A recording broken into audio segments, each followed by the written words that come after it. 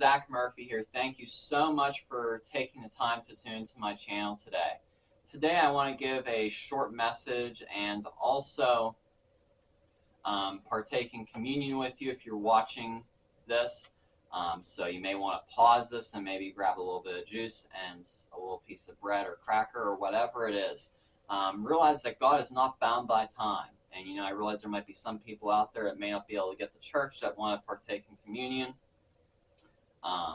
So it's just one of the things I do on my channel here. So before we go any further, let me open in a word of prayer. Heavenly Father, we thank you for this opportunity to dive into your word. And we just thank you, Lord, for your word. And that your word changes and transforms us every single day, Lord, for your glory. And I ask you, Lord, you just stir our hearts, Lord, to desire you more and more every single day, Lord. We give you the praise, the glory, and the honor. In your name we pray, amen. So I want to read out of Matthew here in chapter 16. And everything I'm reading today is out of the New American Standard Bible. In Matthew chapter 16, verse 24 here, it says, "And Jesus said this to the disciples, 'If anyone wants to come after me, he must deny himself, take up his cross, and follow me. For whoever wants to save his life will lose it, but whoever loses his life for my sake will find it.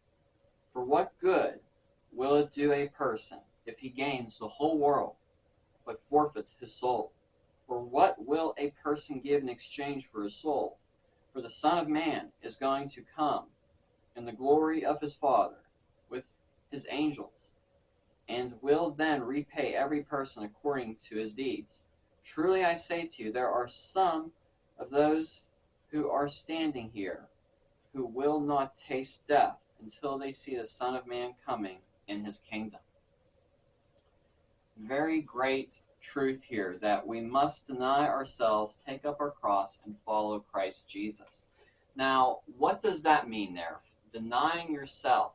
Does that mean, having, hatred towards yourself? Certainly not. If you're dealing with self-hatred, that's something you need to be delivered from, receive freedom from in Christ Jesus. What he is talking about here, about denying self, is to let go of the self-centeredness. The self-centeredness that comes from the sinful nature that we have as a result of the first man Adam's fall. The self-centered mindset is very destructive. That is something we need to let go of and put on the Christ mindset. And especially in our Western culture, in our Western world, especially in America, we are so self-centered. We are so self-centered. We need delivered from self-centeredness, and we need Christ-centeredness. So that is what he is talking about here. And really walking in communion with God, you become more aware of what his desires are as you commune with his word. It changes you. It transforms you. You renew your mind with the word of God. And, that helps get rid of that self-centeredness. As you truly feast upon the word of God, that self-centeredness will go lower and lower as you put on the mind of Christ, which can only come through getting in this word here more and more every day. So whatever Bible reading plan you got to follow to get the word in every day, do so. Follow through with reading the word of God consistently every day. If you can only give 5 minutes to it a day, start there. Start somewhere. Have some consistency. And as you do that, as you transform your mind, you will have less of that self-centeredness and more of Christ-mindedness. Another scripture here out of Psalms 42.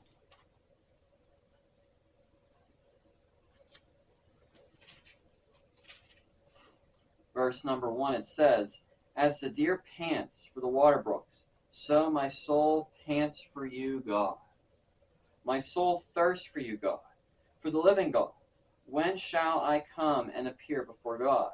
My tears have been my food day and night, while they say to me all day long, where is your God? I remember these things and pour out my soul within me.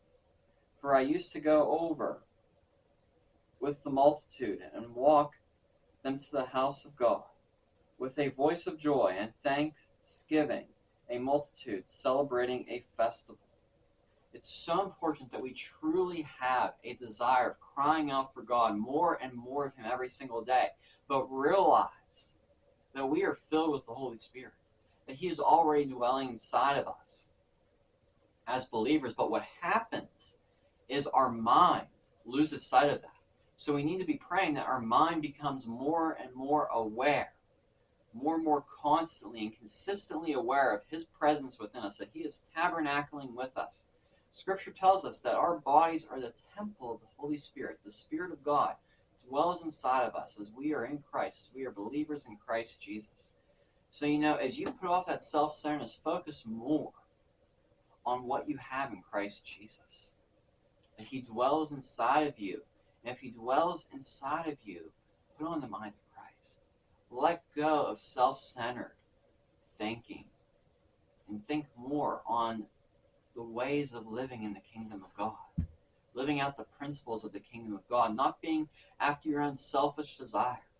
When you commune with God, when you're having that fellowship with God, ask God to search your heart. Is there any selfish desires in me? Replace them with your desires. Just a simple prayer to pray. And I encourage you to do so, because it's so easy in American culture to become consumer-driven, become self-centered. All of those things. Those things are a result of the old nature from the first man Adam that Christ Jesus came to redeem us from. He came to set us free from. It's so important that we truly let go of those things and put on Christ Jesus every single day, because He is truly enough. So as we go here to partake, remember that Jesus Christ, 2,000 years ago, He went to the cross willingly. By His stripes we are healed. He died a gruesome death in our place. And yes, it was very gruesome. Even the Passion of the Christ, is probably the most closest depictions of how gruesome of a death it was for Jesus Christ. But we truly cannot imagine what it was actually like. But He willingly went for us out of love. So just accept all that Jesus Christ did when He went to the cross willingly. By His stripes we are healed. So just declare that in your life. Let's partake of the bread.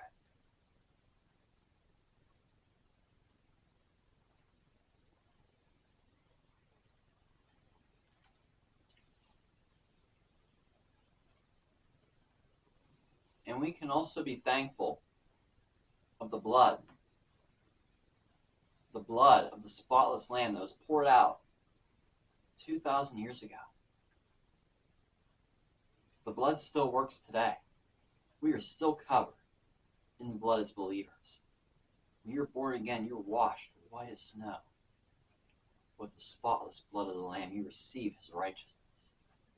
So when you partake, just thank God that you have His righteousness, that you can stand before God blameless because of the blood alone, not because of your own strength.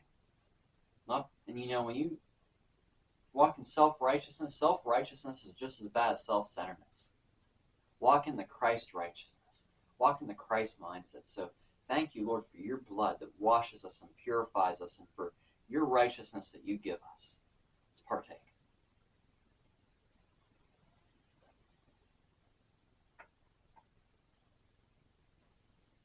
Precious is that blood, the precious blood of Jesus, the Lamb slain before the foundation of the world. His sacrifice was already predetermined before the very first moment of creation, before the very first day of creation. So thank the Lord for all that He has done for us in Christ Jesus, and learn to walk in your true inheritance in Christ. So let me close in prayer. Heavenly Father, we thank you, Lord, for this short word. Lord, I pray, Lord, that everybody watching was edified and built up in you, Lord, for your glory. We give you the praise, the glory, and the honor. In your name we pray, amen. So once again, thank you for watching us. God bless you and have a great week. Be sure to hit that subscribe button down below.